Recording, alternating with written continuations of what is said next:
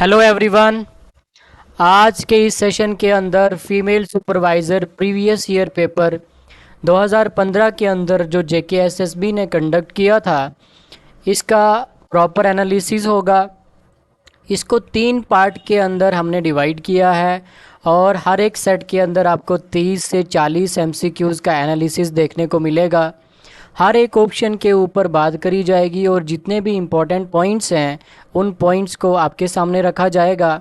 आप चाहें तो उन पॉइंट्स को पेन डाउन भी कर सकते हैं। अगर आप उन पॉइंट्स को पेन डाउन नहीं करना चाहते तो आप सेशन को जो है वो बार बार देखेंगे ताकि आपके दिमाग में वो सारे पॉइंट्स जो हैं वो फिट हो जाएं और एग्ज़ाम में जो है आपको हेल्प करें। तो चलिए हम बढ़ते हैं आज के पहले सेट की तरफ, जिसमें हम 30 एमसीक्यूज़ को देखने वाले हैं और चारों के चारों ऑप्शन के ऊपर एनालिसिस किया जाएगा, प्रॉपर एनालिसिस किया जाएगा विद इम्पॉर्टेंट पॉइंट्स। और इन पॉइंट्स को जो है वो मैं सिर्फ आपके सामने बोल करके जो है वो मतलब बोलूँगा, सिर्फ आपके सामने बोल करके बताऊँगा। इनको मैं लिखूँगा नहीं स्क्रीन के ऊपर, उससे हमारा ज़्यादा टाइम जो है वो लग जाएगा और आप उनको जो है वो सुनते जाएंगे और जिनको पेन डाउन करना है वो पेन डाउन करेंगे और अगर पेन डाउन नहीं करना चाहते तो सेशन को बार बार देखेंगे तो ऑटोमेटिकली आपके दिमाग में फिट हो जाएंगे। तो आज के हमारे सेशन का यानी कि हमारे इस पेपर एनालिसिस का फर्स्ट सेट का पहला क्वेश्चन स्क्रीन के ऊपर है, which of the following is not a focus of work of Raja Ram Mohan Roy. इनमें से राजा राम मोहन राय का किस काम के ऊपर फोकस नहीं था, ये बताना है आपको। ठीक है, नहीं था वो बताना है हमको। क्या विडो रीमैरिज के ऊपर राजा राम मोहन राय का फोकस था? क्या अबॉलिशन ऑफ सती प्रथा के ऊपर था? क्या इंटरकास्ट मैरिज के ऊपर था? क्या women rights to inherit property के ऊपर था? तो याद रखेंगे इसका करेक्ट आंसर क्या होगा, इंटरकास्ट मैरिज। ठीक है, यानी कि इंटरकास्ट मैरिज के ऊपर राजा राम मोहन राय का कोई कैंपेन नहीं चला। मेनली उनका जो है प्राइमरीली तौर पे यानी कि जो मेन इनिशिएटिव था उनका, वो मेन इनिशिएटिव उनका सती प्रथा के ऊपर चला, जिसको इन्होंने 1928 के अंदर इस कैंपेन को जो है वो चलाना शुरू कर दिया था। एंड फाइनली जो है दिसंबर 4 1829 को जो है इनको इसके अंदर सक्सेस मिलती है और by the British government, by the governor general Lord William Bentinck के द्वारा सती प्रथा को बैन कर दिया जाता है। एंड जो आपका फर्स्ट ऑप्शन है that is widow remarriage and last option है women right to inherit property. So ये वाले जो ऑप्शन है ये डायरेक्टली लिंक करते हैं किसके साथ, सती प्रथा के बाद, सती प्रथा के साथ। अगर सती प्रथा को बैन करने की बात करेगा कोई आदमी तो वो एक जाहिर सी बात है कि वो विडो रीमैरिज की बात भी करेगा, जाहिर सी बात है कि वो वुमेन राइट्स के प्रॉपर्टी के रिगार्डिंग भी बात करेगा, क्योंकि वो जिस औरत को आपने सती सोशल ईवल यानी कि सती प्रथा जैसी सोशल ईवल से बचाया है उसको दोबारा भी तो ज़िंदगी गुजारनी है, तो वो डायरेक्टली लिंक करता है इसके साथ। देन वो जो आपकी औरत जिसको आपने बचाया है सती प्रथा से बैन करवा के, तो वो जिसकी बीवी थी तो उस आदमी की कोई प्रॉपर्टी भी तो होगी, उस प्रॉपर्टी का जो है हकदार किसको माना जाएगा उसके रिगार्डिंग भी तो बात करी जाएगी। तो ये डायरेक्टली लिंक करता है आपका सती प्रथा के साथ, आपको याद रखना है। तो ये कुछ क्वेश्चन जो होते हैं वो कॉमन सेंस बेस्ड पे भी क्वेश्चन आ जाते हैं, उनको आपको उसी तरीके से करना है। अगर किसी बच्चे ने ना भी पढ़ा हो, सिर्फ सती प्रथा उसने पढ़ा हो, तो वो भी अगर थोड़ा सा अपने दिमाग का इस्तेमाल करेगा तो वो भी आराम से जो है इसका आंसर कर सकता है। अब बात कर लेते हैं पहला ऑप्शन विडो रीमैरिज के ऊपर। मेनली किस आदमी ने कैंपेन चलाया? सेकेंडरी तौर पे तो मतलब जो मेनली राजा राम मोहन राय ने कैंपेन चलाया वो तो सती प्रथा के ऊपर चलाया। वो डायरेक्टली ये वाले जो आपके जो सेट हैं जैसे विडो रीमैरिज हो गया, women right to inherit property हो गया, वुमेन एजुकेशन की बात होगी, ये तो डायरेक्टली लिंक करते हैं आपका सती प्रथा की जो आपका एक सोशल ईवल था समाज के अंदर जिसको ख़त्म करने की बात करी गई, तो उसके साथ लिंक करते हैं। लेकिन हमको ये देखना है कि प्राइमरीली तौर पे यानी कि मेन तौर पे लीडिंग जो आपका एक हीरो निकल करके सामने आता है, जो स्पेशली एक मेन कैंपेन की बात करता है, वो विडो रीमैरिज के ऊपर किसने बात करी, तो आपको याद रखना है ईश्वर चंद्र विद्यासागर जो है, इन्होंने प्राइमरली तौर पे जो है विडो रीमैरिज की बात करी। इन्होंने कुछ जो हिंदू शास्त्र हैं यानी कि हिंदू टेक्स्ट हैं उनको स्टडी किया, और स्टडी करने के बाद बोला कि हिंदू धर्म जो है वो विडो रीमैरिज की इजाज़त देता है, और उन सारे टेक्स्ट को ब्रिटिश गवर्नमेंट के सामने रखा गया। और ब्रिटिश गवर्नमेंट ने क्या किया, हिंदू विडो रीमैरिज एक्ट 1856 को पास किया, और इसी विडो रीमैरिज एक्ट 1856 को एक्ट 15 भी बोलते हैं, एक्ट 15 ऑफ 1856 भी बोलते हैं, जो 16 जुलाई 1856 को जो है यानी कि 1856 को पास किया गया था, जिसको यानी कि जो एग्जिस्टेंस में कब लाया यानी कि उसको इनेक्ट कब किया गया, उसको 26 जुलाई 1856 यानी कि 1856 26 ऑफ जुलाई 1856 को जो है उसको एग्जिस्टेंस में लाया गया। और इस एक्ट को जो है वो ड्राफ्ट किसने किया था, उस एक्ट को ड्राफ्ट किया था लॉर्ड डलहाउसी ने, और इस एक्ट को पास किसने किया था, लॉर्ड कैनिंग ने पास किया था। ये सारे पॉइंट्स आपको लिख लेने हैं। अब बात कर लेते हैं तीसरा ऑप्शन जो आपका जिसके ऊपर फोकस राजा राम मोहन राय का नहीं है, यानी कि इंटरकास्ट मैरिज। सो इंटरकास्ट मैरिज के ऊपर कौन आदमी जो है इनिशिएटिव उठाता है। याद रखेंगे ये जो आपका दौर है 1828 का, 1829 का, 30 का, है ना, ये वाला जो दौर है ये आपके जो मैन सोशल इवल थे उनको ख़त्म करने की बात करी जा रही थी। फिर बाद में जो है आपके कास्टिज़म के ऊपर भी जो है कुछ लोग जो है आकर के बात करते हैं, देन एक पूरा रिफॉर्म मूवमेंट चलाते हैं, और उनमें सबसे बड़ा जो नाम आता है कास्ट को जो है वो कास्टिज़म के ऊपर बात करने के लिए, और उसके बाद जो आपका अपर कास्ट में ये यानी कि वुमेन के रिगार्डिंग बात करने के लिए, वुमेन की एजुकेशन के लिए बात करने के लिए, तो वो आपके सबसे बड़ा नाम जो है वो निकल करके सामने आता है आपका सावित्रीबाई फुले और ज्योतिराव फुले का।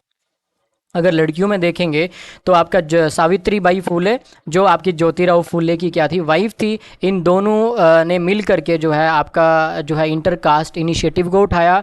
यानी कि इन्होंने बोला कि अगर इंटरकास्ट मैरिजेस होंगी तो उससे क्या होगा, एक कास्ट का जो एग्जिस्टेंस है वो ख़त्म हो जाएगा।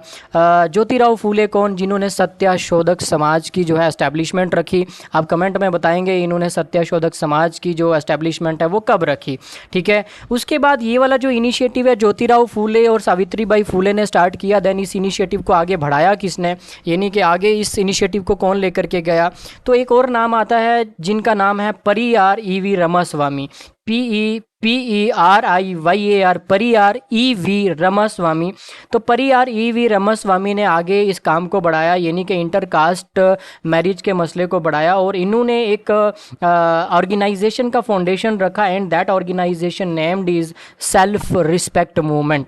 सेल्फ रिस्पेक्ट मूवमेंट इस ऑर्गेनाइजेशन का फाउंडेशन रखा, और ये जो आइडिया है इंटरकास्ट मैरिज का इसको आगे लेकर के गए। उसके बाद बाकी सारे जितने भी आगे ग्रेटेस्ट लीडर आते गए, जैसे BR अम्बेडकर, उन्होंने कॉन्स्टिट्यूशन को ड्राफ्ट किया, तो उन्होंने मेनली जो है इंटरकास्ट मैरिजेस की जो है वो बात करी, इस इनिशिएटिव को आगे चलाया।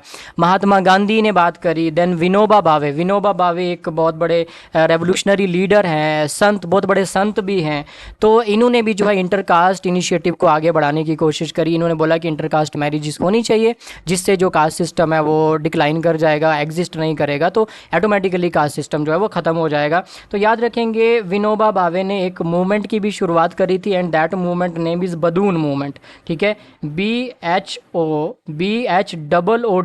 बदून मूवमेंट, ठीक है। तो बदून मूवमेंट की शुरुआत विनोबा भावे ने करी थी, और इन्होंने इंटरकास्ट मैरिजेस की इनिशिएटिव को यानी कि जो है आगे बढ़ाया था। उसके बाद याद रखेंगे इंटरकास्ट के रिलेटेड गवर्नमेंट ऑफ इंडिया ने जो है रिसेंटली क्या किया है, तो याद रखेंगे 2013 के अंदर एक स्कीम लाई गई थी, and that scheme name is doctor BR Ambedkar, ठीक है। सिंपली उस स्कीम का नाम था doctor Ambedkar scheme for social integration through intercaste marriage. मैं दोबारा से रिपीट कर रहा हूँ, doctor Ambedkar scheme for social integration through intercaste marriage 2013 के अंदर इस स्कीम को लाया गया था, और ये बात करी गई थी कि भाई कुछ जो है फाइनेंशियल सपोर्ट दिया जाएगा जो भी कपल जो है वो इंटरकास्ट मैरिजेस करेंगे। और उसके बाद 2017 के अंदर आपका मोदी गवर्नमेंट, ठीक है, जो रिसेंट गवर्नमेंट आपका लास्ट टाइम रही है, तो अभी भी जो है आपका मोदी गवर्नमेंट जो है वो 3rd टर्म उसका आ गया है। तो 2000 अभी मोदी गवर्नमेंट नहीं, एनडीए गवर्नमेंट, ठीक है, क्योंकि वो कोलिएशन सरकार है, एक तरीके से गठबंधन सरकार उसको कहते हैं, ठीक है, कोलिएशन गवर्नमेंट एनडीए गवर्नमेंट का सरकार बना है। तो थर्ड टाइम आपका जो है प्रधानमंत्री नरेंद्र मोदी ने भी जो है वो ओथ ले लिया है। 2017 के अंदर जब आपका एक फुल मेजोरिटी के साथ आपका गवर्नमेंट था, गवर्नमेंट ऑफ इंडिया के अंदर, यानी कि आपका नरेंद्र मोदी गवर्नमेंट, तो उसके अंदर जो है इस इनिशिएटिव को आगे बढ़ाया गया और इस इनिशिएटिव का बात किया गया कि जो भी कपल आपके इंटरकास्ट मैरिजेस करेंगे, अगर उसमें से एक कपल आपका जो है वो दलित कम्युनिटी से होगा तो आपको लगभग 2.5 लाख यानी कि 2,50,000 का जो एक एक फाइनेंशियल सपोर्ट जो है वो उसको दिया जाएगा। तो ये जितने भी पॉइंट्स की मैंने बात करी, इन सारे पॉइंट्स को आपको नोट डाउन कर लेना है। अगर नोट डाउन करना चाहें तो कर लें, अगर नहीं करना चाहें तो आपकी मर्जी। अगला क्वेश्चन है हमारी स्क्रीन के ऊपर, Draupadi marriage in the epic Mahabharata would be an example of which of the following types of marriage. कि ये जो द्रौपदी की मैरिज हुई थी, ठीक है, जो 5 पांडवों के साथ हुई थी और 5 पांडव जो थे आपस में भाई थे, तो एपिक महाभारत के अंदर जो स्टोरी देखने को मिलती है हमको, ये किस टाइप की जो है वो आपका मैरिज था, यानी कि कौन सी टाइप है ये मैरिज की। क्या वो फ्रेटर्नल पोलियंड्री है, क्या वो सोरल पोलोगेमी है, क्या वो नॉन फ्रेटर्नल पोलियंड्री है, या फिर वो आपका फ्रेटर्नल पोलीगेमी है। तो याद रखेंगे इसका आंसर क्या है आपका, फ्रेटर्नल पोलियंड्री। फ्रेटर्नल का मतलब होता है ब्रदरहुड, ठीक है। ये 2 या 2 से ज़्यादा भाई मिल करके किसी एक औरत से शादी करें उसको बोलते हैं fraternal polyandry type of marriage. 2 या 2 से ज़्यादा बहनें मिल करके किसी मर्द के साथ शादी करें उसको कहते हैं सोरल पोलीगेमी, यानी कि फैटर्नल पोलियंड्री के कंट्रास्टिंग पोजीशन पे जो आपकी मैरिज जो टाइप है वो आपका सोरल पोलीगेमी है। नॉन फैटर्नल पोलियंड्री आपका जो है वो शादी करने वाले जो मर्द हजरात हैं वो आपस में भाई नहीं है, ठीक है, यानी कि 2 या 2 से ज़्यादा मर्द मिल करके किसी एक औरत से शादी करें उसको हम non fraternal polyandry types of marriage बोलते हैं। लास्ट वाला जो ऑप्शन है फैटर्नल पोलीगेमी, ये ऑप्शन जो है ये मतलब इस टाइप की कोई मैरिज जो है वो एग्जिस्ट ही नहीं करती, सो इसके ऊपर बात करने का कोई मतलब नहीं बनता। अगला क्वेश्चन है आपकी स्क्रीन के ऊपर, what does global warming mean, यानी कि ग्लोबल वार्मिंग का सिर्फ आपको मतलब बताना है। तो ग्लोबल वार्मिंग का मतलब क्या है, our production of greenhouse gas is with which increase global temperature, our use of natural gas, unplanned decomposition of organic waste which produces poisonous methane gas, increase in temperature, ठीक है। तो इसका सिर्फ आपको मतलब बताना है। तो इसका राइट आंसर क्या है आपका, our production of greenhouse gases which increase global temperature, our production of greenhouse gases which increase global temperature. तो सिंपल सी बात है। उसके बाद अगला क्वेश्चन है आपकी स्क्रीन के ऊपर, what does the Latin term Justicia convey. जो आपका लैटिन टर्म, जो the word justice is derived from the Latin word Justicia, ठीक है, जस्टिशिया वर्ड से जो है इसको हमने डिराइव किया है। और जस्टिशिया वर्ड जो है ये क्या कन्वे करता है, किस तरीके का मैसेज देता है, क्या ये आइडिया ऑफ लिबर्टी देता है, क्या ये आइडिया ऑफ राइट, या आइडिया ऑफ जज, या फिर आइडिया ऑफ बाइंडिंग रूल्स। देखिए, कोई भी टेरिटरी है, कोई भी जोग्राफिकल एरिया है, कोई भी कम्युनिटी है, तो वो किसी सर्टन स्पेसिफिक कॉन्स्टिट्यूशन के अंदर रहती है, यानी कि certain specific rules and regulation के अंदर रहती है। तो उन्हीं रूल्स एंड रेगुलेशन के बेसिस पे जो है अथॉरिटी, यानी कि उस स्पेसिफिक टेरिटरी का, उस स्पेसिफिक जोग्राफिकल एरिया का, उस स्पेसिफिक कम्युनिटी का, उस स्पेसिफिक ट्राइबल ग्रुप का जो एक अथॉरिटी होती है जो आपका इंसाफ प्रोवाइड करता है, तो वो उसी रूल्स एंड रेगुलेशन के बेसिस पे इंसाफ प्रोवाइड करता है। तो जस्टिस का मतलब हो गया कि कुछ ऐसे रूल्स एंड रेगुलेशन बनाए जाएंगे जो जितने भी तमाम सिटीजन्स होंगे, नागरिक होंगे, वो सारे उन रूल्स एंड रेगुलेशन को मानेंगे। अगर कोई नहीं मानेगा तो उसको जो है वो आपका अथॉरिटी जो है उस स्पेसिफिक ट्राइबल सोसाइटी का, स्पेसिफिक कम्युनिटी का, स्पेसिफिक टेरिटोरियल ग्रुप का जो एक सोसाइटी है, निज़ाम जो है वो उसको सज़ा देगा। तो मतलब कि इसका सीधा सीधा मतलब हो गया कि आइडिया ऑफ बाइंडिंग रूल्स, यानी कि रूल्स एंड रेगुलेशन को लागू करने के लिए सिटीजन्स के ऊपर that message is convey through the Latin word Justicia से ये वाला मैसेज कन्वे होता है। तो इसका राइट आंसर क्या होगा, आइडिया ऑफ बाइंडिंग रूल्स। उसके बाद अगला क्वेश्चन है आपकी स्क्रीन के ऊपर, which of the following tribes does not follow the matrilineal kinship system.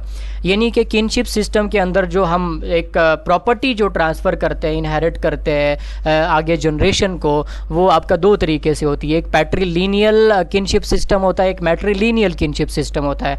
पैट्रिलिनियल kinship system के अंदर फादर टू सन जो है वो प्रॉपर्टी जाती है, मैट्रिलिनियल किनशिप सिस्टम के अंदर आपका मदर टू डॉटर जाती है। तो ये आपका आंसर क्या होगा, इनमें से कौन सा ट्राइब जो है वो आपका मैट्रिलिनियल किनशिप सिस्टम को नहीं मानता? तो इसका राइट आंसर है बाहिल्स ऑफ त्रिपुरा। तो याद रखेंगे खासीज, गारोज, नायर्स, ठीक है, इन तीनों के अंदर मैट्रिलिनियल कल्चर को अपनाया जाता है। लेकिन गारो के अंदर क्या है, गारो ट्राइब के जो लोग हैं ये यंगेस्ट यानी कि जो सबसे छोटी बेटी होती है उसी को प्रॉपर्टी को ट्रांसफ़र किया जाता है। ये आप एक पॉइंट याद रखेंगे। गारो ट्राइब के अंदर जो गारो और खासिस ट्राइब जो प्राइमरली तौर पे एक लोकेटेड एरिया है मेघालय, और मेनली मेघालय के अंदर आपको एरिया मिलता है आपको, और ये टच करता है आपके असम और मेघालय दोनों स्टेट्स को टच करता है। तो वहाँ पे ये ट्राइब्स आपको जो है वो देखने को मिलेंगे। तो गारो ट्राइब के अंदर जो सबसे छोटी बेटी होती है उसी को प्रॉपर्टी को ट्रांसफ़र किया जाता है। बाकी ट्राइब्स के अंदर ये वाला चीज़ नहीं है। बाकी के अंदर आप सिंपली ये याद रखेंगे मदर टू जो है वो डॉटर प्रॉपर्टी को ट्रांसफ़र किया जाता है। गारो के अंदर आप याद रखेंगे यंगेस्ट जो डॉटर होती है उसको प्रॉपर्टी को ट्रांसफ़र किया जाता है। उसके बाद नायर्स ऑफ केरल्स के रिगार्डिंग एक पॉइंट्स याद रखेंगे आप। नायर्स जो आपके केरल्स के अंदर जो इनका मैट्रिलिनियल कल्चर सिस्टम है यानी कि मैट्रिलिनियल किनशिप सिस्टम है, इसको मरु मख्तायंस बोलते हैं। मैं स्पेलिंग बोल देता हूँ,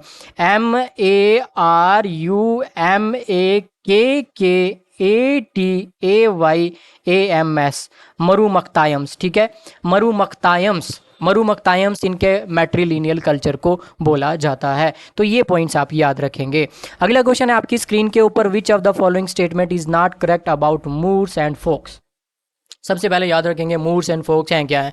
मूर्स एंड फोक्स क्या है, रूल्स एंड रेगुलेशन का पार्ट, नॉर्म्स एंड वैल्यूज का पार्ट है, सीधी सी बात, ठीक है।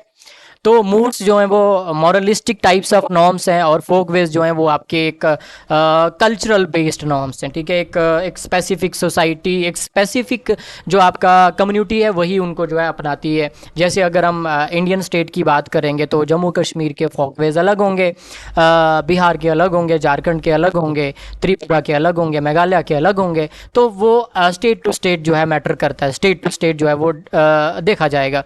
मूड्स अगर हम देखें तो सारे लोग ये इस बात पे इत्तेफाक करेंगे कि भाई जो चोरी करना है वो सबके लिए गलत है, ठीक है। चोरी करना जो है वो सबके लिए गलत है। Honesty is the best policy, सारू सबके लिए जो है ये मॉरल प्रिंसिपल जो है वो एप्लीकेबल है, सब स्टेट्स के अंदर एप्लीकेबल होगा, ठीक है। तो ये डिफरेंस आई होप आपको पता चल गया होगा। अब ऑप्शन में देता है कि folkways refer to conform norms by individual whiles mores refer to morality. कि फोकवेज जो हैं वो कन्फर्म नॉर्म्स होते हैं इंडिविजुअल्स के, बाय इंडिविजुअल्स यानी कि इंडिविजुअल्स जो है उनकी कन्फर्मेशन देता है। एक इंडिविजुअल जो है, एक फ़र्द जो है फोकवेज की कन्फर्मेशन देता है, वाइल मूड्स जो होते हैं वो मॉरलिटी से जो है उनको रेफ़र किया जाता है। Dressing sense is an example of folkways. तो पहला भी आपका जो है बिल्कुल सही है, इंडिविजुअल ही उसकी कन्फर्मेशन देगा। मैं एक जम्मू कश्मीर का नागरिक हूँ तो मेरे लिए फोकवेज अलग हैं, तो इसकी कन्फर्मेशन मैं ही दूंगा कि मेरा फोकवेज क्या है, ठीक है। अगर मैं दिल्ली में रह रहा हूँ तो मेरा कुछ जो है वो अलग फोकवेज हैं, तो मैं उनको भी वहाँ पे भी रिप्रेजेंट करने की कोशिश करूँगा। वो इंडिविजुअल ही उसका जो है वो क्या देगा आपका, उसकी जीती जागती मिसाल है। वाइल मूड्स जो हैं वो मॉरलिटी से रेफर करते, तो बिल्कुल सही स्टेटमेंट है। दूसरी statement dressing sense is an example of folkways, तो बिल्कुल सही बात है, सिंपल सी बात है। Folkways have more importance in society when compare to mores. कि फोकवेज की ज़्यादा इंपॉर्टेंस होती है सोसाइटी के अंदर, एक पूरे समाज के अंदर, अगर उसको हम कंपेयर करें मूड के साथ, तो ये बिल्कुल गलत स्टेटमेंट है, ठीक है। फोकवेज की इतनी ज़्यादा इंपॉर्टेंस नहीं होती है। अगर आप अकॉर्डिंग टू ट्रेडिशन अगर आप ड्रेस नहीं पहन रहे हैं तो आपको कोई सज़ा नहीं देगा, लेकिन अगर आप चोरी करेंगे तो आपको सज़ा ज़रूर मिलेगी। ठीक है। अगर आप चोरी करेंगे तो आपको सज़ा ज़रूर मिलेगी। अगर आप एक ट्रेडिशनल ड्रेस पहन करके किसी जगह पे नहीं गए, उस जगह का जो है आपका वो डिमांड थी ये, ठीक है, आप नहीं पहन के गए, तो आपने कोई किसी कानून का उल्लंघन नहीं किया, आपको कोई बहुत बड़ी सीवियर जो है वो आपके ऊपर सैंक्शन नहीं लगाए जाएंगे। लेकिन अगर आप चोरी करते हैं तो आपके ऊपर severe sanction by the society लगाए जा सकते हैं। लास्ट का ऑप्शन है both folkways and mores are informal social control rules. तो बिल्कुल फोकवेज मूव्स दोनों इनफॉर्मल हैं, ठीक है। Mores is decided by society and folkways is also decided by society, ठीक है। लेकिन लेकिन जो आपका लीगल पैटर्न है वो फॉर्मल बेस्ड होता है, लीगल पैटर्न जो है वो फॉर्मल बेस्ड है। मूव्स फोकवेज जो हैं ये इनफॉर्मल बेस्ड होंगे। ये सोसाइटी डिफाइन करेगी, वो स्पेसिफिक सोसाइटी के स्पेसिफिक मूव्स एंड फोकवेज हो सकते हैं, ठीक है। कुछ जो होंगे वो आपके कॉमन होंगे, कुछ जो होंगे वो स्पेसिफिक एक सोसाइटी के अंदर होंगे, उनके खुद के जो हैं वो कुछ ऐसे मॉरलिस्टिक बेसिस पे नॉर्म्स होंगे जिनको स्पेसिफिक सोसाइटीज़ के अंदर मानना पड़ेगा। अगर नहीं मानेंगे तो वहाँ पे उनको सीवियर सैंक्शन लग सकते हैं। अगर दूसरी सोसाइटी में जा करके उनको उन नॉर्म्स को, उन ग्रेटेस्ट नॉर्म्स को जो एक सोसाइटी में ग्रेटेस्ट बोले जा रहे हैं, दूसरी सोसाइटी में जो है बिल्कुल उनको नहीं माना जा रहा है, तो इट मीन्स उस सोसाइटी का जो निज़ाम है उस तरीके का नहीं है, ठीक है। चलिए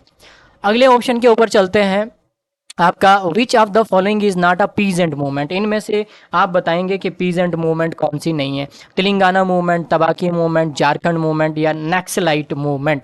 तेलंगाना, तबाकी, झारखंड और नक्सलाइट। तो इसका आंसर क्या है आपका, इनमें से पीजेंट मूवमेंट कौन सी नहीं है, ठीक है। इसमें से पीजेंट मूवमेंट कौन सी नहीं है, तो बिल्कुल सिंपल सा आंसर है कि झारखंड मूवमेंट जो है ये पीजेंट मूवमेंट नहीं है। झारखंड मूवमेंट एक ट्राइबल मूवमेंट थी, एक ट्राइबल बेसिस जो है स्टेट को जो है वो अलग किया गया था, बिहार से अलग किया गया था इन द ईयर 2000 ईयर के अंदर जो है बिहार से जो है झारखंड को अलग किया गया था। ये एक ट्राइबल मूवमेंट, ठीक है, हम एक ट्राइब के लोग हैं, हमारा अलग आइडेंटिटी है, तो हमको जो है वो एक अलग स्टेट चाहिए, तो उस बेसिस पे एक स्टेट को बनाया गया था। And Jharkhand movement is tribal movement. Telangana movement कौन सी है, तेलंगाना मूवमेंट जो है वो पीजेंट मूवमेंट है। ये फ्यूडल सिस्टम के अगेंस्ट जो है एक मूवमेंट चली थी, जिसमें आपका जो है लैंडलॉर्ड के द्वारा जो एक ऑपरेशन हो रहा था पीजेंट्स के ऊपर, उसको जो है उसके खिलाफ जो है एक मूवमेंट चली थी।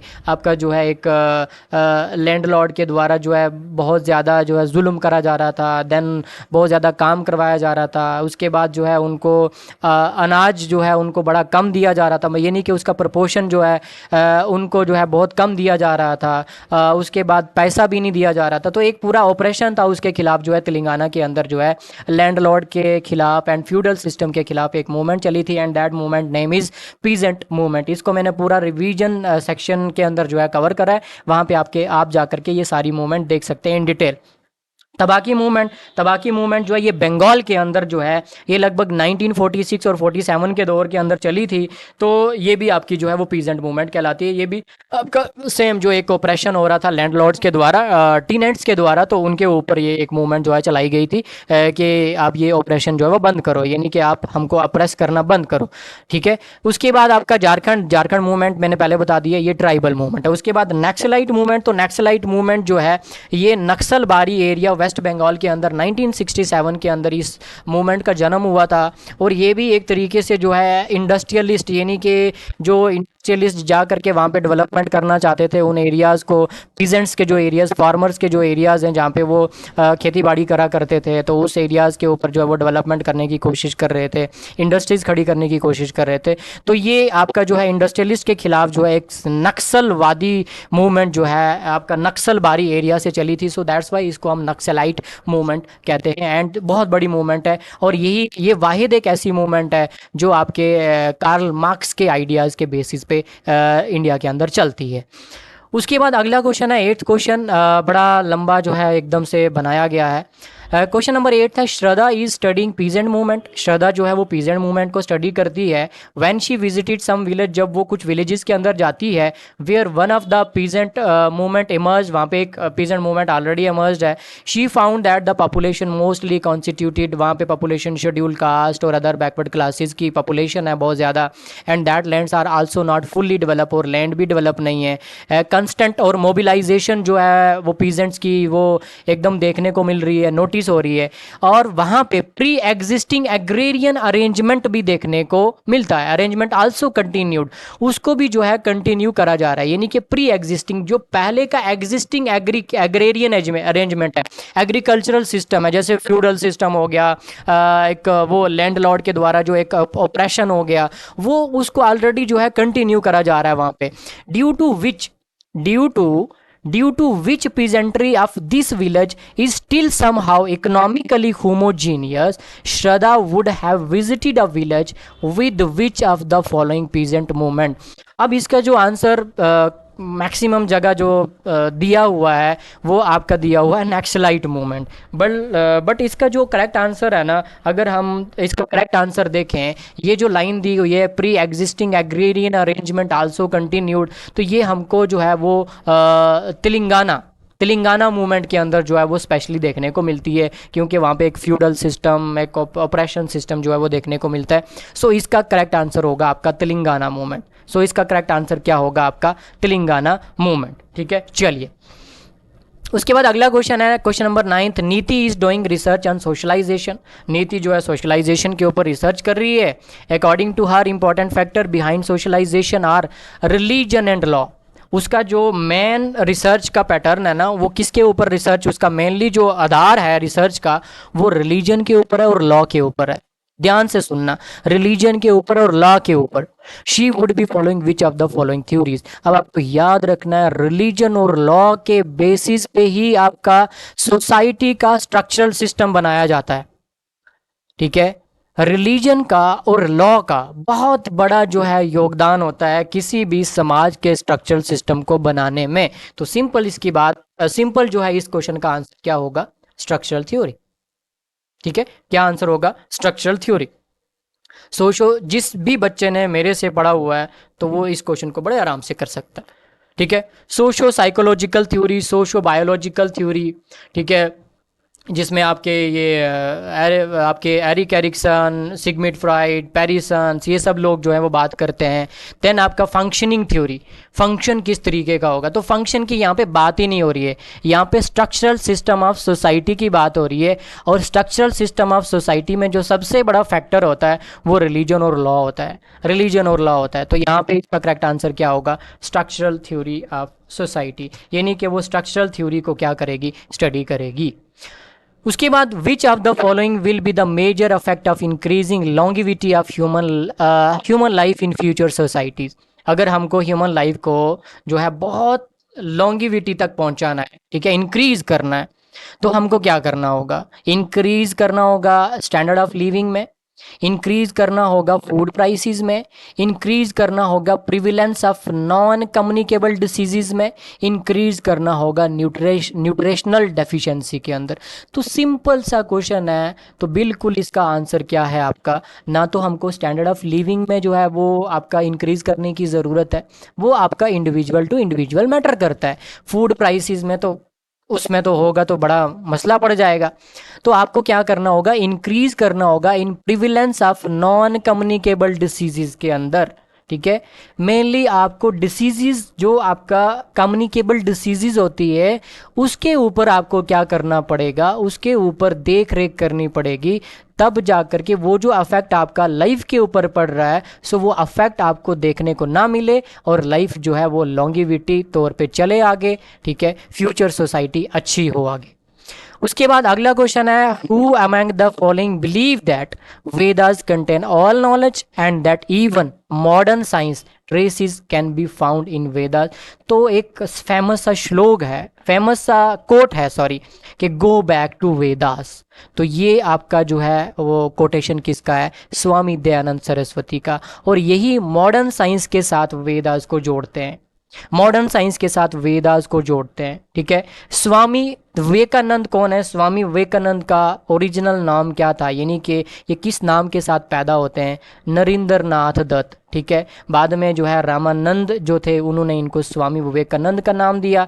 And he is one of the greatest reformer, greatest scholar, ठीक है, ग्रेटेस्ट इंडियन सेंट। ठीक है, तो ये बहुत बड़े सेंट हुए हैं और इनका एक फेमस कोटेशन है जो मुझे बहुत ज़्यादा पसंद है, ये बोलते हैं कि जब तक आपको अपने आप पे यकीन नहीं है, तब तक आप खुदा की ज़ात पे भी यकीन नहीं कर सकते।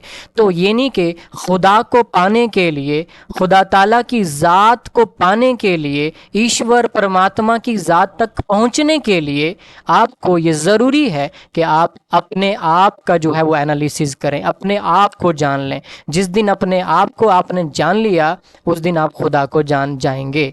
ठीक है। तो इसी के ऊपर डॉक्टर इकबाल का शेर भी मुझे याद आ गया कि खुदी में डूब जा गाफिल, ये सिर्रे जिंदगानी है। ठीक है। खुदी को करके बुलंद इतना कि हर तकदीर से पहले खुदा बंदे से खुद पूछे कि बता तेरी रजा क्या है।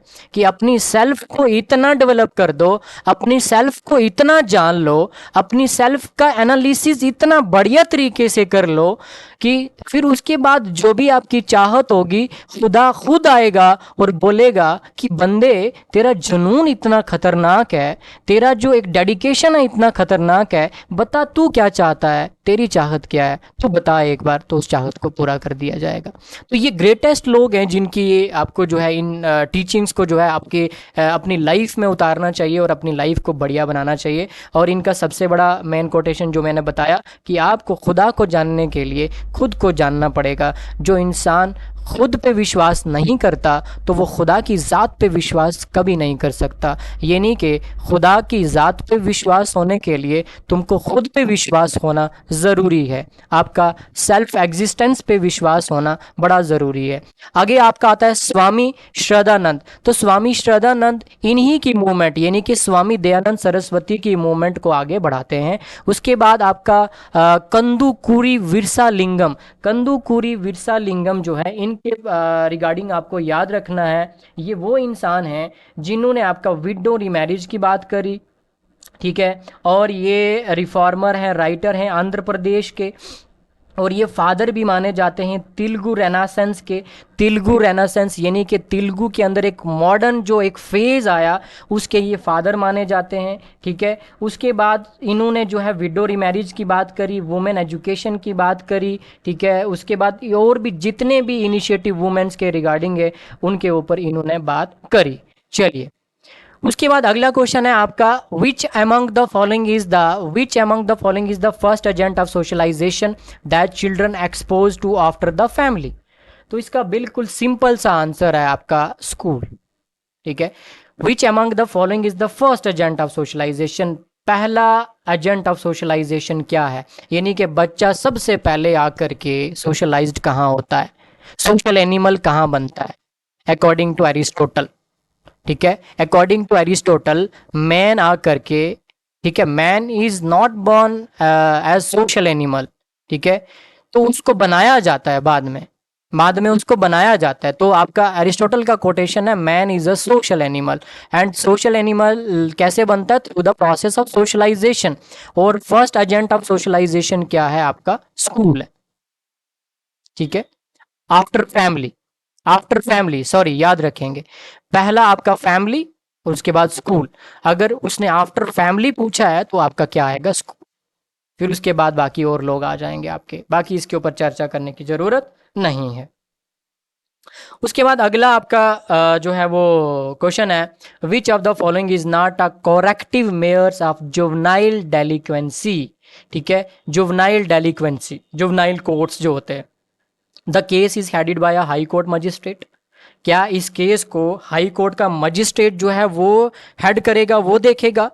ठीक है। क्या उस केस को जो है आपका यूजिंग प्रोबेशन टेक्निक्स, जो आपका probational time period, probational techniques होती हैं, उनको इस्तेमाल किया जाएगा।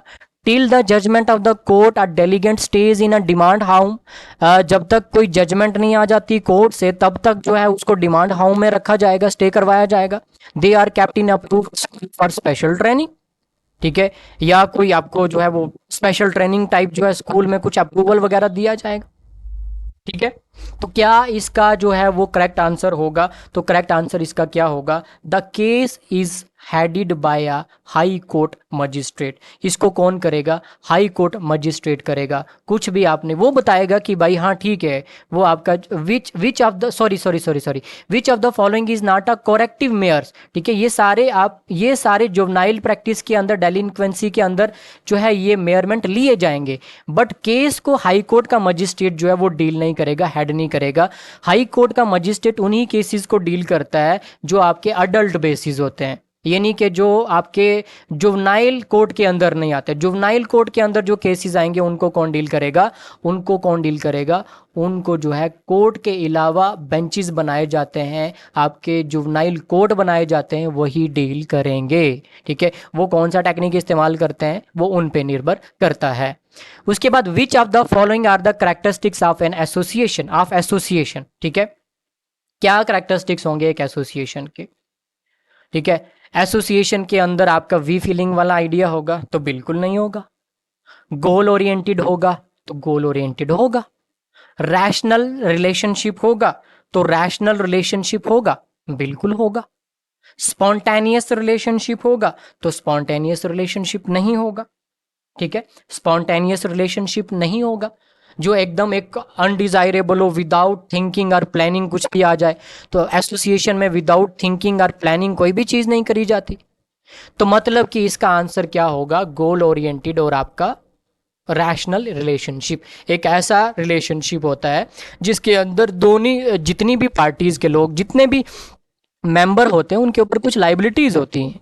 ठीक है, उनको किसी गोल को अचीव करना होता है, प्लानिंग होती है।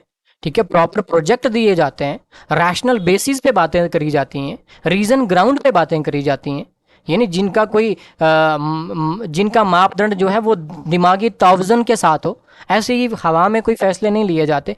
तो वी फीलिंग का आइडिया जो है कम्युनिटी के अंदर होगा। स्पॉन्टेनियस रिलेशनशिप का आइडिया जो है वो भी कम्युनिटी के अंदर होगा। एसोसिएशन के अंदर goal oriented, relational, rational relationship और वॉलंटरी बेसिस। ठीक है, इनवॉलंटरी नहीं, वॉलंटरी बेसिस जो है आपका एसोसिएशन के अंदर आइडिया आएगा। तो 2 और 3 इसका करेक्ट आंसर होगा। अगला क्वेश्चन है, Sarita is a newly married girl, her in laws are now pressurising her to demand ₹2 lakh from her parents for their new business when she refuses to ask. जब वो रिफ्यूज करती है तो उसको मारा जाता है, स्लेव की तरह ट्रीट किया जाता है, फिजिकली अब्यूज किया जाता है। Sarita in laws can be detained, उनको डिटेन करा जाएगा, लेकिन किस एक्ट के बेसिस पे? Protection of women from domestic violence, बिल्कुल होगा, ये भी आएगा। डोवरी प्रोहिबिशन एक्ट, तो बिल्कुल ये भी आएगा। ठीक है, एक तरीके से ये नहीं आ सकता, लेकिन इस क्वेश्चन के अंदर जो है वो ऑप्शन नहीं दिया गया, तो उस हिसाब से इसको लेना पड़ेगा। Cruelty under section 498A of the Indian penal code 1983, तो बिल्कुल आएगा। मैरिड वुमेन प्रॉपर्टी एक्ट नहीं आएगा। ठीक है, प्रॉपर्टी एक्ट नहीं आएगा, बाकी सारे आएंगे, ये नहीं कि 1, 2 एंड 3 तीनों आएंगे। तो तीसरे का मैं क्यों बोल रहा था? क्योंकि ये स्पेशली मैरिज के टाइम में जो है इसका ये चार्जेस लगाए जाते हैं। ठीक है, अगर कोई लेता हुआ पकड़ा गया या ये वो, तो ये मैरिज के बाद की बात हो रही है। तो मेनली इस क्वेश्चन को उसी तरीके से फ्रेम किया गया है। अब ये JKSSB के द्वारा पूछा गया, तो इस पर हम क्या ही कटाक्ष करेंगे। कटाक्ष यानी कि क्रिटिसिज्म। तो अगर हम क्वेश्चन की नज़ाकत को देखें तो उसके हिसाब से 1, 2 एंड 3 जो है वो करेक्ट आंसर है। उसके बाद है, what is the main goal of the universal declaration of human right. तो universal declaration of human right, सबसे पहली बात है कि UN का मेन गोल क्या था? UN का मेन गोल क्या था कि हम जितने भी लोग हैं उनको जो है वो international peace and security provide करेंगे। तो अब बोला गया कि भाई इंटरनेशनल पीस एंड सिक्योरिटी कैसे प्रोवाइड करोगे? तो उन्होंने बोला हम एक और चार्टर लाएंगे, and that charter name is UDHR, universal declaration of human right. हम ह्यूमन राइट की बात करेंगे और वो सारे ओब्लिगेटरी होंगे, तो उनको ओब्लिगेटरी बनाया जाएगा। तो 2 कोविनेंट साइन किए गए। ठीक है, उन कोविनेंट के प्रति जो है उनको ओब्लिगेटरी बनाया गया, और वो उस तरीके से जो है इंटरनेशनल पीस एंड सिक्योरिटी को जो है तमाम दुनिया तक जो है उसको पहुंचाया जाएगा। तो इसका आंसर क्या है? पीस एंड सिक्योरिटी को प्रोवाइड करना, सिंपल सी बात है। और जो आपका UDHR है, इसको ये कब लागू हुआ था? ठीक है, एक तो ये बताएंगे आप, और UN जो है ये कब बना था और कब लागू होता है, यानी एग्जिस्टेंस में कब आता है, ये बताएंगे आप कमेंट के अंदर। 3 क्वेश्चन मैंने आपको पूछ लिए हैं कि UDHR कब एग्जिस्टेंस में आता है, और उसके बाद UN कब एग्जिस्टेंस में आता है। एग्जिस्टेंस की डेट पूछी है मैंने, याद रखेंगे। एग्जिस्टेंस में कब आता है, बना कब है ये नहीं, एग्जिस्टेंस में कब आता है। उसके बाद अगला है आपका who among the following person is obeying fundamental duties, इनमें से कौन जो है वो फंडामेंटल ड्यूटीज के ऊपर है, फंडामेंटल ड्यूटीज को ओबे कर रहा है। ड्यूरिंग बड़ा इमाम बाड़ा विजिट, ठीक है, विनोद जब बड़ा इमाम बाड़ा को विजिट करता है, बड़ा इमाम बाड़ा मैं आपको बता दूं हिस्टोरिकल मॉन्यूमेंट है, लखनऊ के अंदर है, ठीक है, 1756 में आई थिंक इसको बनाया गया है बाय द नवाब का नाम क्या था यार, दिमाग से स्लिप हो रहा है, पता नहीं क्या नवाब का क्या नाम था, तो इतना याद रखेंगे लखनऊ के अंदर है, बड़ा इमाम बाड़ा हिस्टोरिकल मॉन्यूमेंट है और एक नवाब थे लखनऊ के, उन्होंने इसको बनाया था, मेरे दिमाग से स्लिप हो रहा है, 1756 के दौरान जो है इसको बनाया गया था। विनोद क्या कर रहा है वहाँ पे, वॉल्स के ऊपर जो है कुछ बना रहा है, मतलब जो भी कर रहा है, ठीक है।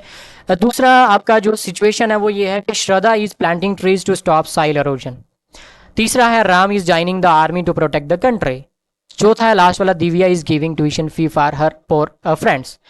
अब पहला ये है ना कि पहला आप क्राइम कर रहे हो, मतलब हिस्टोरिकल क्राइम, मतलब आप लॉ को ओबे कर रहे हो कि वहाँ का रूल्स एंड रेगुलेशन है कि भाई आप हिस्टोरिकल मॉन्यूमेंट के ऊपर वो नहीं कर सकते, तो ये फंडामेंटल ड्यूटीज़ में नहीं आता, वो लॉ के ऊपर आ जाएगा, ये नहीं आप लॉ के अगेंस्ट चले जा रहे हो।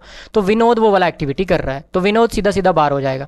श्रद्धा जो है प्लांटिंग कर रही है, तो वो साइल एरोजन जो है, ताकि to stop soil erosion, soil erosion ना हो तो उसको बचाया जा रहा है, तो उसको प्रिवेंट किया जा रहा है ना।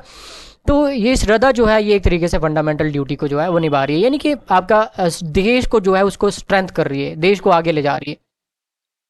राम जो है वो ज्वाइनिंग कर रहा है, वो आर्मी को ज्वाइन किया, वो कंट्री के प्रोटेक्शन करेगा, तो ये भी आपका एक जो है फंडामेंटल ड्यूटी के अंदर आता है, और ये सबके ऊपर लागू नहीं होता है, ठीक है, सब जो है वो आर्मी को ज्वाइन करें, और ये मतलब अगर राम कर रहा है तो फंडामेंटल ड्यूटीज़ के ऊपर है, फंडामेंटल ड्यूटीज़ को इंटीग्रिटी, सोशल इंटीग्रिटी और नेशन की यूनिटी और इंटीग्रिटी जो है उसको मजबूत कर रहा है, ठीक है, उसको बचा रहा है, उसको प्रोटेक्ट कर रहा है, तो ये एक आपका जो है वो फंडामेंटल ड्यूटीज़ के अंदर आ जाता है। दिव्या इज़ गिविंग ट्यूशन फी, तो वो अपने ये आपका सब्जेक्टिव जो है एक आधार हो सकता है कि आप किसी को ट्यूशन फ्री देते हैं या किसी की ट्यूशन फी देते हैं या किसी को चैरिटी करते हैं, तो ये आपका वो खुद का है, तो इसके ऊपर ये आपके ऊपर कोई फंडामेंटल ड्यूटी नहीं है, ये स्टेट आपके ऊपर कोई ड्यूटीज़ नहीं लगाता, ये आपको जो है करना पड़ेगा।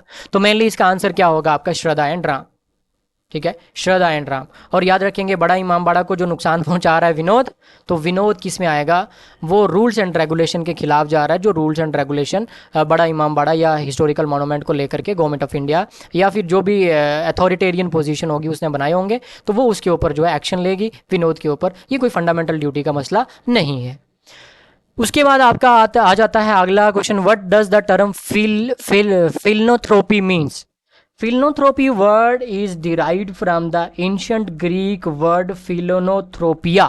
याद रखेंगे, philanthropy word is derived from the ancient Greek word philanthropia, जिसका मतलब होता है love for humanity, love of humanity. जो आप for the wellbeing of humanity काम करते हैं, इट मीन्स कि वो फिलनोथ्रोपिस्ट आदमी है, ठीक है, उसको आप फिलनोथ्रोपिस्ट बोल सकते हैं।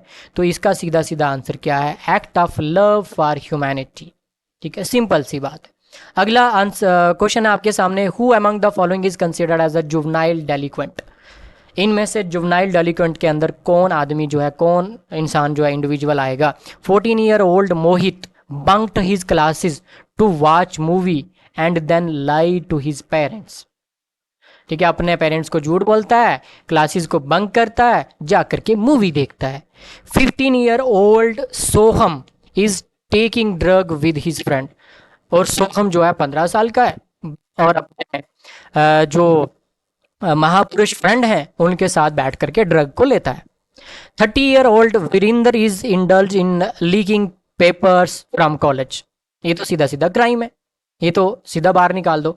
19 year old Aahan driving his bike rashly, तो 19 ईयर ओल्ड आहान जो है वो एकदम जो है वो स्टंट मार करके बाइक को चला रहा है, ठीक है।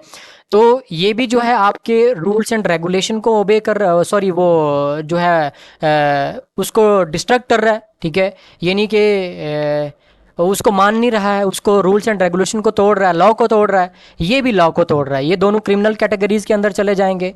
पहला वाला जो है उसके ऊपर यानी कि अपने पेरेंट्स को झूठ बोलता है, तो उसको कोई रूल्स एंड रेगुलेशन को तो नहीं तोड़ रहा है, वो स्कूल के रूल्स एंड रेगुलेशन को तोड़ रहा है, और माँ बाप के सामने एक जो है एक मॉरलिस्टिक बच्चा नहीं है, ठीक है, माँ बाप के सामने जो है वो झूठ बोलता है, ठीक है, और क्लासेस को बंक करता है, तो उसके ऊपर जो सज़ा उसको देंगे तो वो माँ बाप देंगे या स्कूल के जो भी अथॉरिटी होगी वो देगी। तो इसके ऊपर इसने कोई आपका वो जो क्या बोलते हैं, ये कोई क्रिमिनल एक्ट नहीं कर दिया, ठीक है। तो ये तीसरा वाला जो है आपका वरिंदर ने क्रिमिनल एक्ट किया है, लेकिन इसकी उम्र जो है वो 30 ईयर ओल्ड है, ठीक है। तो वो आपका अडल्ट में चला जाएगा सीधा सीधा। ये 19 ईयर ओल्ड है, तो ये भी ऊपर चला जाएगा। तो ये 15 ईयर ओल्ड है, तो जुवेनाइल कोर्ट के अंदर ये आएगा, और ये क्या करता है, बैठ करके ड्रग लेता है, और ये क्रिमिनल एक्टिविटीज़ में आता है, और ये जुवेनाइल कोर्ट में इसके केसेस को ले जाया जाएगा। इट मीन्स कि इसका आंसर क्या होगा, 15 year old Soham is taking drug with his friend. अगला क्वेश्चन है, which of the following is an example of mitigation, ठीक है। Which of the following is the example of mitigation. Mitigation के लिए आपको क्या करना पड़ेगा, यानी कि जो अनडिज़ायर्ड रिस्क हो आ जाते हैं, उन रिस्क से बचने के लिए आपको क्या करना पड़ेगा, उनको रिड्यूस करने के लिए आपको क्या करना पड़ेगा। उसका बेस्ट एग्जाम्पल क्या है, क्या पॉपुलेशन एक्सप्लोजन उसका बेस्ट एग्जाम्पल है, adaptation of changes in environment उसका बेस्ट एग्जाम्पल है, इंप्रूव इन एनर्जी एफिशिएंसी उसका बेस्ट ऑप्शन है, यूज़ ऑफ रिन्यूएबल एनर्जी उसका जो है वो बेस्ट एग्जांपल है। तो इसका बेस्ट एग्जांपल क्या है आपके सामने, ये वाले दो, ठीक है, ये वाले दो आपको ये काम करने पड़ेंगे, तब जा कर के जो आपके जो रिस्क हैं, जो अनडिज़ायर्ड रिस्क हैं, जो एकदम से आ जाते हैं आपके सामने, आपके उन आप उनकी डिज़ायर्ड नहीं करते हैं, ठीक है, तो वो उन रिस्क से आप बच सकते हैं। तो आपके improve in energy efficiency, use of renewable energy, यानी कि 3 और 4, यानी कि डी आंसर जो है इसका करेक्ट आंसर है। अगला है आपका, पुलिस अरेस्ट करती है विनय को on the basis of suspicion of drug dealing, यानी कि ड्रग डीलिंग करता है वो। अकॉर्डिंग टू हिज लॉयर, उसका लॉयर जो है, this is against the UD, उसका लॉयर बोलता है कि ये तो यूडीएचआर के अगेंस्ट है। His lawyer is talking about which article of the UDHR, तो वो आर्टिकल 9 की बात करता है। याद रखेंगे आर्टिकल 9 के अंदर आर्बिट्रेशन अरेस्ट की बात करी जाती है। आर्बिट्रेशन अरेस्ट कौन करता है, कोर्ट। आर्बिटर कौन होता है, कोर्ट। तो कोर्ट से ही फरमान जारी होता है, तभी जाकर के पुलिस जो है अरेस्ट करती है। तो ये आर्बिट्रेशन अरेस्ट की बात कर रहा है इसका लॉयर, किसका, विनोद का। अब आर्टिकल 11 भी है। आर्टिकल 11 के अंदर बोला जाता है, no one shall be held guilty of any penal offence on account of any account or omission which did not constitute a penal offence under national or international law at the time when it was committed. यानी कि आप किसी भी इंसान को criminal नहीं बोल सकते। किसी भी इंसान ने अगर कोई एक्ट ओमिट या कमिट करा हुआ है, ओमिट या कमिट करना यानी कि पूरे तरीके से उसके ऊपर उस एक्ट को कर देना। ओमिट यानी आपके उस एक्शन को, उस क्रिमिनल एक्ट को करने की कोशिश करना, या किसी ने कोशिश करी है उसमें फेल्ड हो गया, या किसी ने उस एक्ट को, क्रिमिनल एक्ट को कर दिया है, लेकिन उसके ऊपर ना तो नेशनल टेरिटरी के अंदर ना इंटरनेशनल टेरिटरी के अंदर कोई भी लॉ मौजूद नहीं है, एग्जिस्ट नहीं करता, तो आप उस बंदे को, और फौरन उस बंदे ने जो है, मान लो आज एक्ट कर दिया और आज से 10 दिन के बाद जो है उसके ऊपर कोई लॉ आ जाता है, तो उस बंदे को सजा नहीं दी जाएगी, क्योंकि उसने तो 10 दिन पहले किया था और 10 दिन के पहले कोई भी लॉ उसके ऊपर मौजूद नहीं था। तो आर्टिकल 11 उसके अंदर आता है, आपको याद रखना है, ठीक है। आर्टिकल 9 जो है वो आर्बिट्रेशन अरेस्ट की बात की जाती है। बाकी आर्टिकल 19, 13, 6 के रिगार्डिंग आप कमेंट बॉक्स में बताएंगे मुझे। अगला क्वेश्चन है, who is funding under developed countries for maintenance of health, which of the following organs of the UN is attached with this work. तो बिल्कुल सिंपल सी बात है कि इकोनॉमिक और सोशल काउंसिल जो है ये आपका फंड करती है, ठीक है। सोशल और इकोनॉमिक राइट्स को प्रोटेक्ट करने की बात यूएन की जो एजेंसी है वो कौन करता है, आपका ये वाला आर्गन जो है वो करता है। जो भी कंट्री अंडर डेवलप है तो ये उनको जो है वो कुछ जो है फाइनेंशियल सपोर्ट, कुछ social support, political support provide करते हैं, ताकि उन देश के अंदर जो है वो भी क्या करा जा सके, उनको डेवलप किया जा सके। वो अलग बात है कि इनके पैरामीटर क्या होंगे, ठीक है। उन पैरामीटर के अंदर हज़ारों तादाद में मरने वाले मुसलमान नहीं आएंगे, ठीक है। गाज़ा में मरने वाले बच्चे नहीं आएंगे, औरतें नहीं आएंगी, ठीक है। तो वो पैरामीटर जो हैं वो सिर्फ कुछ ही लोगों के लिए हैं इंटायर वर्ल्ड के अंदर, तो वो मुस्लिम कम्युनिटी के ऊपर जो है वो एप्लीकेबल नहीं होते, ठीक है। तो इस तरीके का ये आपका यूएन बना हुआ है। ऐसे यूएन से ना ही बनता तो बेहतर होता। When was the term philanthropy introduce and where, तो मैंने आपको पहले बता दिया, ग्रीक के अंदर। सीधी सी बात है। फिल्नोथ्रोपी के ऊपर देखो 2 क्वेश्चन पूछे हुए हैं पिछले साल। अगला क्वेश्चन है, Varun is a football player. ठीक है, a year ago he was a moderate player, वो एक मॉडरेट प्लेयर था, but now he is one of the best player. ठीक है, लीग के अंदर बेस्ट प्लेयर है। He is now very energetic and बड़ा एनर्जेटिक है और क्विक है। During the football league his performance deteriorates, he is now reacting slowly and is always feeling sleepy.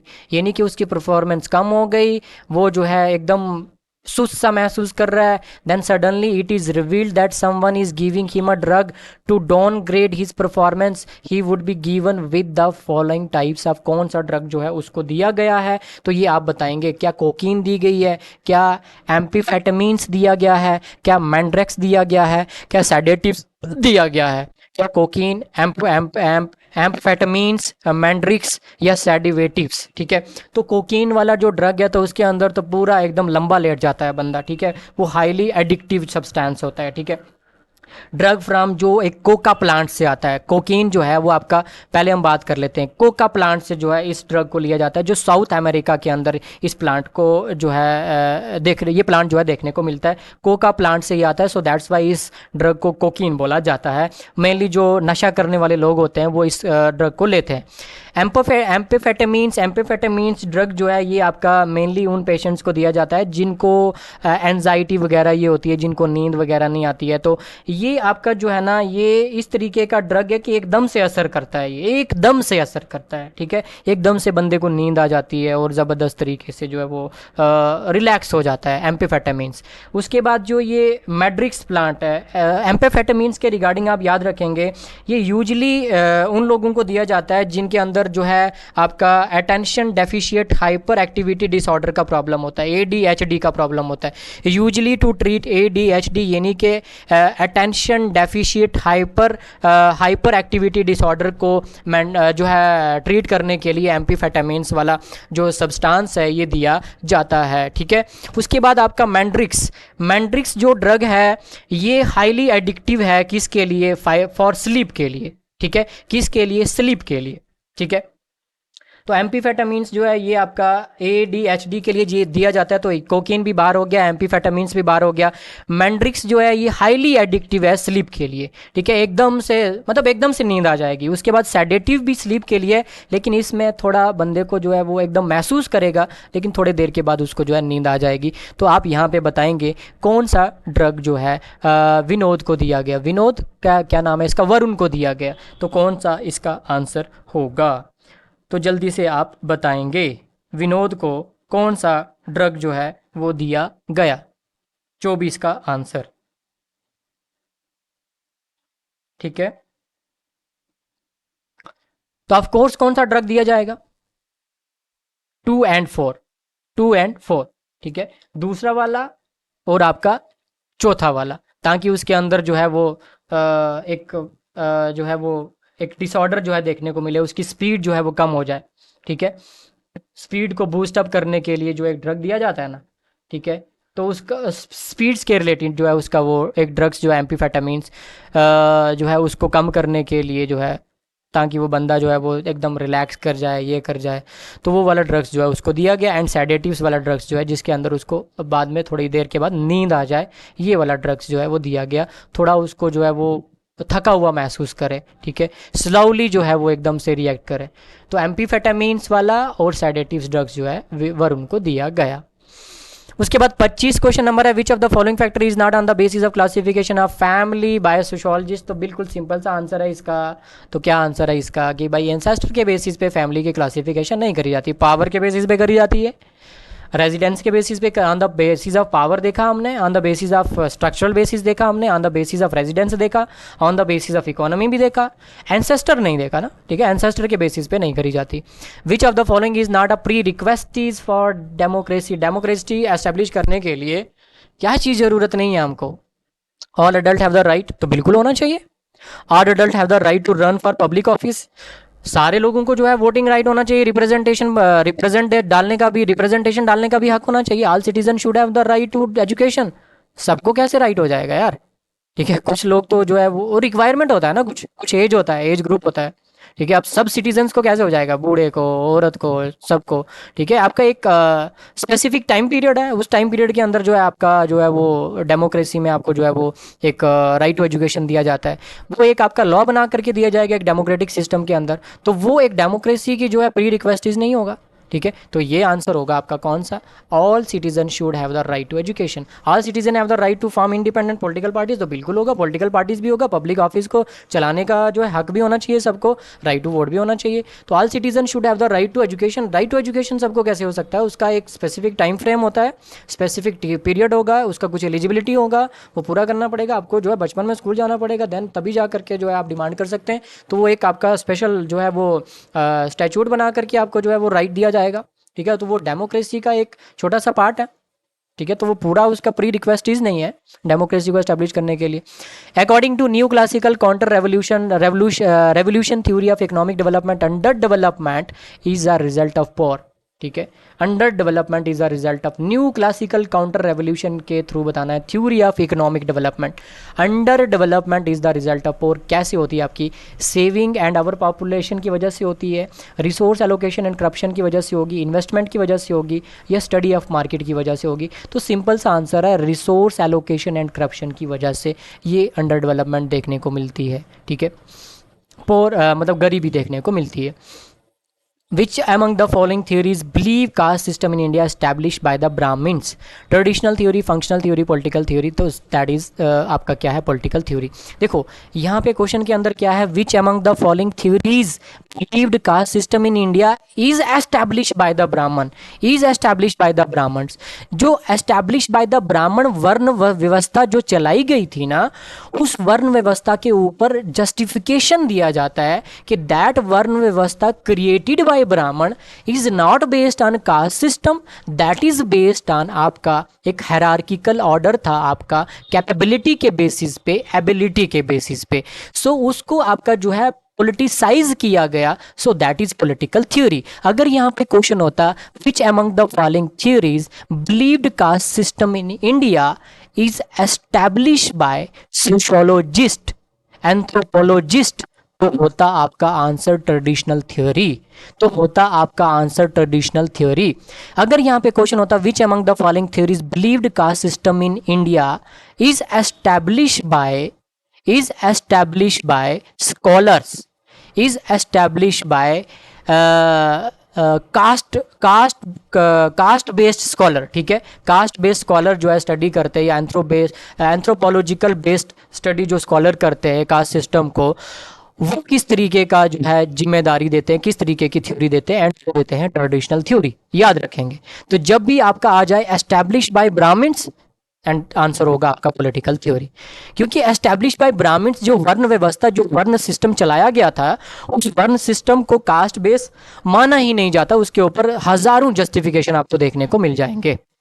अगला क्वेश्चन है आपके ऊपर, आपका है sorry, who among the following classified society as the simple homogeneous and the complex heterogeneous, तो आपका answer क्या होगा, हर्बर्ट स्पेंसर।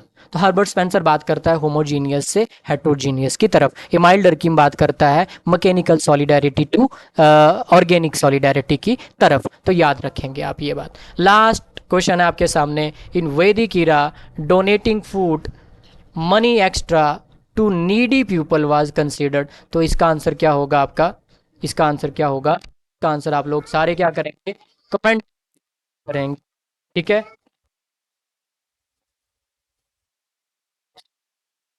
जो है खुदा हाफिज।